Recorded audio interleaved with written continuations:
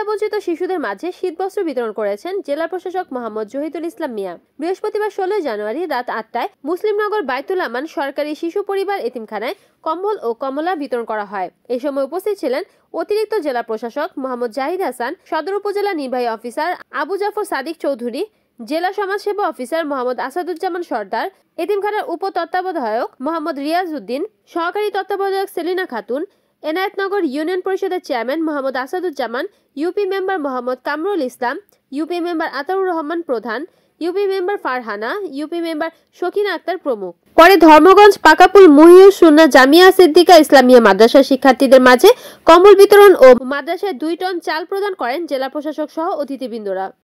আমরা এমন ভাবে সন্ধান করে তুলব না যে আমি শ্রেষ্ঠ, আমি উত্তম, এরকম মেন্টালিটি নিয়ে আমরা গড়ে তুলব।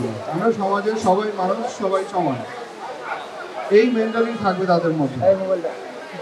তো আমরা আজকে জেলা প্রশাসন এবং উপজেলা প্রশাসন এসেছে, শীতের সময় শীত পড়েছে। আমরা যারা এখানে